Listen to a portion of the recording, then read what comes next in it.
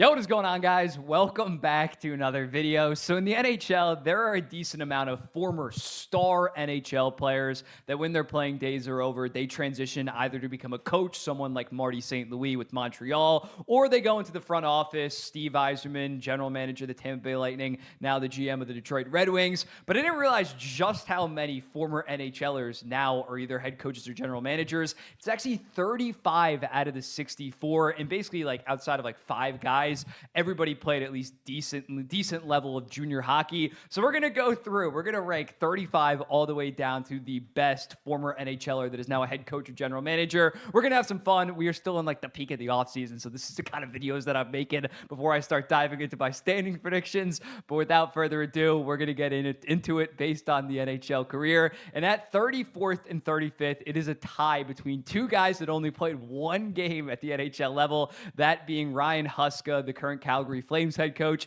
and Don Waddell, the Columbus Blue Jackets general manager. Huska was a third-round pick for the Chicago Blackhawks. Waddell, a seventh-round pick for the LA Kings. And yeah, they got one game. Neither of them registered a point, and their NHL careers were over. They bounced around in like the AHL and IHL, and that was it. Pretty clear 34th and 35th. 33rd, Peter Laviolette actually played 12 games, funny enough, for the New York Rangers as a defenseman. He went scoreless, but he did have a +2. He was undrafted, so it's honestly impressive that he even made the NHL to begin with, but didn't have that much longer of a career than the guys at 34th to 35th. Actually, I guess he had 12 times as long, but still never really got a full season, only played 12 games. 32nd, Jim Hiller, the current Los Angeles Kings head coach. He played one full season at 22 years old. He had 8 goals, 12 assists, 60 points in 62 games, and then only played 2 games the following year and was just out of the NHL at 23 years old. 31st, Bruce Cassidy was actually the 18th overall pick to the Chicago Blackhawks in the 1983 draft after tearing up the OHL with 111 points in 67 OHL games. When looking at him, knee injuries just ruined his career. His one season that he played more than 20 games, he had 13 points in 21 games. Outside of that, would just go on to play 36 games in his entire career and only register 17 points. Yeah, he had 3 major knee surgeries in a 4-year stretch, and basically his career was done by the time he was like 24, 25 years old. Number 30, Sheldon Keefe, the New Jersey Devils current head coach. He was a second-round pick after tearing up the OHL. He won the OHL in his last year in 2000 at 121 points in 66 games. He played 3 seasons in Tampa Bay, kind of fluctuating in and out of the lineup. Only had 24 points in 125 games, was a -25. He did have 13 points in 39 games in 2002, and that was kind of the peak of his NHL career. Jim Montgomery checks in at number 29. He was an undrafted center that attended Maine University. He actually played his last season, his senior season, with Paul Kariya when Paul Kariya had 100 points in 39 games at Maine, won the Hobie Baker as a freshman. That got Montgomery a contract with the St. Louis Blues. He had 20 points in 67 games in his first season with them, would have 14 points in the next 54 games over the next couple of seasons, and then be out of the NHL. Drew Bannister, the St. Louis Blues head coach, is at number 28. He went 26th overall in the 1992 draft to the Tampa Bay Lightning. Solid first season for a defenseman, 17 points in 64 games, was a -23 though, traded to Edmonton middle of the season. The next year, 8 assists in 61 games, also got traded from Edmonton to the Anaheim Ducks, and over the next 4 seasons, he would only play 25 games and then unfortunately be out of the NHL. 27th, we're moving up a tier. These guys actually have like multiple hundreds of games under their belt. Dan Bylsma was a 6th-round pick to Winnipeg. He was a right winger, only 62 career points, but he did play 429 career games on top of being on the 2003 Anaheim Ducks team that made the Stanley Cup final. A pretty solid career approaching nearly 500 games. 26th, Jim Nill was an NHLer, 89th overall pick by the St. Louis Blues. Broke the 20-point mark 4 different times, only had 145 points in 524 career games. Still though, 500 games, good for Jim Nill. Way to rack up a decent career. Kevin Adams at 25th, basically had around the same career as Jim Nill, but was in the dead puck era, 136 points in 154 games. He did receive Selke votes in 2 separate seasons. He received like 1 5th place vote each time, but Kevin Adams, solid 2-way bottom 6er throughout his career. Mike Sullivan, NHLer, like Dan Bylsma, was a solid bottom 6er for the most part throughout his career, 136 points, but did play 709 games. In 1996, he peaked with 9 goals, 12 assists for 21 points. He was a minus 42 on the legendary 1993 San Jose Sharks team that went 11-71-2, that only had 24 points total, one of the worst teams of all time. So yeah, Mike Sullivan, perfectly fine, like third liner throughout most of his career. Craig Berube, 23rd on this list, a bottom sixer as well, but he played 1,054 games. He only had 159 points, but he was able to stick around as a 6'1", 210-pound winger. He played for the Flyers, Capitals, Islanders, Flames, and Leafs. Never hit the 20-point mark, but again, 1,000 career games. You got to respect it. We're jumping up another tier. We're going up to Tom Fitzgerald at number 22, 329 points in 1,097 games before now becoming the general manager of the New Jersey Devils. He peaked at 34 points in 1996 on the Florida Panthers, a team that would go on to make the Stanley Cup final. 21, funny enough, ahead of Fitzgerald is Lindy Ruff, former Devils head coach, now Buffalo Sabres head coach. 1980s solid forward, was selected 32nd overall by the Buffalo Sabres, had 48 points in the 1982 season, 45 points in 58 games the season after, and finished his career with 300 points in 691 games. Number 20, Mike Riera, 6'1", 224 pounds in his playing days, just a gritty bottom sixer. He peaked offensively on the Edmonton Oilers with 20 goals, 24 assists for 44 points, and was able to play into his mid-30s, finish his career with 1,060 career games.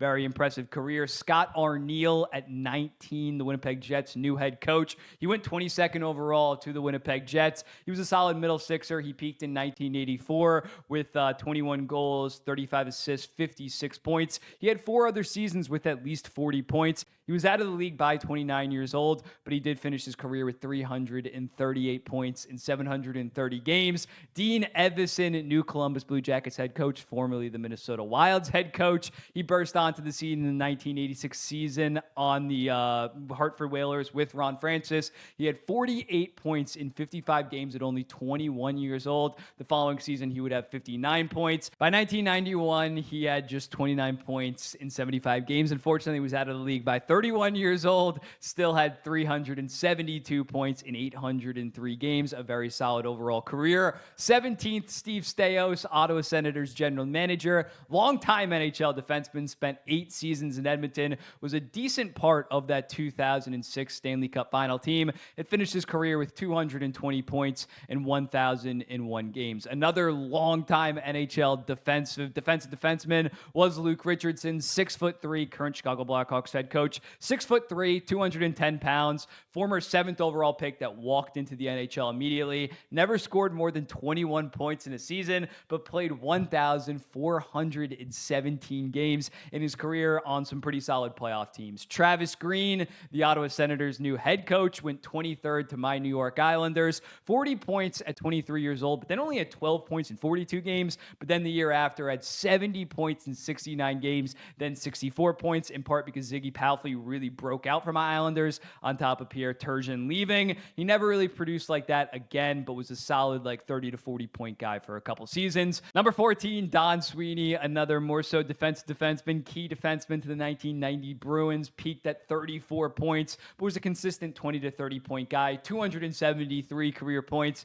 in 1,115 games. Craig Conroy at number 13, though. He was a very good two-way center for the Calgary Flames. Now he's the current Calgary Flames general manager. He peaked back in, I believe it was 2001, when Iginla won the Rocket in the Art Ross. He had 75 points, as well as being the Selke runner-up. Very impressive. On top of that, a couple other seasons above 50 points. And he finished his career with 542 points in 1,009 career games. Andrew Brunette, Nashville Predators head coach, was a very good 50 to 70 point winger up until he was like 35 years old. Was just as consistent as he gets. And he peaked in 2007 on the Colorado Avalanche with 83 points for career totals of 733 points in 1,110 games. Chris Drury at 11, similar career to Andrew Brunette. Debuted at 22, hit the ground pretty much running with 43 points, then had 67 points, then had 65 points in 71 games, was around 50 to 65 points for a while, and peaked in Buffalo in 2007 with 37 goals, 32 assists for 69 points, and actually finished 13th in the Hart that season. Bill Guerin, 5th overall to the New Jersey Devils in 1989, was a decent piece of their cup-winning team in 1995. Once he left, though, he really started to have his individual success. In 2001, he had 40 goals, 45 assists for 85 points, and funny enough, 85 games. He played 85 games that season because he got traded in the middle of the season. The following year, he had 42 goals, was second team All-NHL, and over his 4-year prime in the early 2000s, the dead puck era, he had 270 points in 309 games. Very impressive. Danny Briere at number 9, the current Philadelphia Flyers general manager. He was a first-round pick to the Phoenix Coyotes. By 24, he was a solid 60-point guy. Then he went to Buffalo. In 2006 and 2009, you combine his stats, he had 153 points in 129 games. Legit top 10 center. Goes over to Philly. Yet again, was a very good center. And on their 2010 Cup final run, he had 30 points in 27 games, as well as a fantastic Cup final. 8th, Pat Verbeek, 5'9" right wing that reached the 1,000-point mark in his career, was a Stanley Cup champion with the Dallas Stars in 1999. He 6 times hit the 75-point mark. Very good offensive player. Another offensive dynamo from that era was Rick Tocchet, who was on the Philadelphia Flyers to start between the ages of 23 and 26. This guy had 312 points in 276 games, then gets traded in the middle of the 1992 season to the Pittsburgh Penguins, where they would eventually win the Stanley Cup. He had 19 points and 14 playoff games for them. The following season, he would have 48 goals, 61 assists for 109 points, career highs, and finished his career with 952 points. We start to get into the Hall of Famers at number 6, or who I think should be a Hall of Famer, and Rod Brind'Amour, the Carolina Hurricanes head coach. He should be a Hall of Famer, 2-time Selke winner, 1,184 career points on top of winning a Stanley Cup as the captain, was a legit stud number 1 center in Philadelphia for like 8 seasons, then aged fantastically to the Carolina Hurricanes in 2006 and 2007, wins the Cup in 2006, wins the Selke that year as well as in 2007 winning the Selke, being around a point per game center, still at like 35, 36 years old. Into the top 5, Rob Blake, the LA Kings general manager, was also an amazing defenseman for them. I think he's an underrated defenseman all time, 777 career points in 1,270 games. He won the Norris in 1998, and from 1998 to 2003, he was a legit top 5 defenseman in the NHL. He was massive to the Colorado Avalanche's Stanley Cup win in 2001. You think about Ray Bourque. Ray Bourque was better, don't get me wrong, but that season, Rob Blake finished 4th in the Norris on top of having 19 points in 23 games during that Stanley Cup run. Number 4, Martin St. Louis. I mentioned him at the start. Wasn't even a full-time NHLer until he was 25 years old, but still had a top 75 career ever, arguably. He won the Hart, Art Ross, and eventually a Stanley Cup in 2004, consistently above point per game or like hovering around point per game for basically a decade. Got his second Art Ross at 37 years old in 2013 during the lockout year when he had 60 points in 48 games. And from the start of the 2002 to 2003 season till the 2012 to 2013 season, he had the second most points in the entire NHL, only behind Joe Thornton. Pretty decent career. Into the top 3, we have Ron Francis, the Kraken's general manager, at number 3. Second most assists in NHL history. Was a franchise superstar for the Whalers and then eventually the Carolina Hurricanes once he went back, and he won his Stanley Cups with Mario and Jagr on the Pittsburgh Penguins. His 2-year statistical peak was the 1995 and 1996 season. He had 178 points in 122 games, led the league in assists in both seasons, on top of winning the Selke one year and had another Selke runner-up, a safe top 50 player in NHL history. Steve Yzerman gets the number 2 spot, never won a Hart, but did win the 10 Lindsay when in 1989 he had 65 goals, 90 assists for 155 points, won 3 Stanley Cups, won a Conn Smythe, won a Selke, and was regarded as one of the best captains in NHL history. And then lastly, at number 1, you know I had to do it, and I don't think I'm biased for doing this. It is Patty Waugh, 3-time Vezina winner, 4-time Stanley Cup winner, 5-time Jennings winner, 2-time Conn Smythe, 3rd all-time in wins, and probably the best modern playoff goalie ever when you look at the way that he was able to elevate his play come playoff time and put some of his teams on his back, and as a result, he gets the number 1 spot. But let me know in the comments, what do you think about these absolutely ridiculous rankings? Who would you move up? Who would you move down? Who did you not even know that played in the NHL? And I'll be seeing the next one.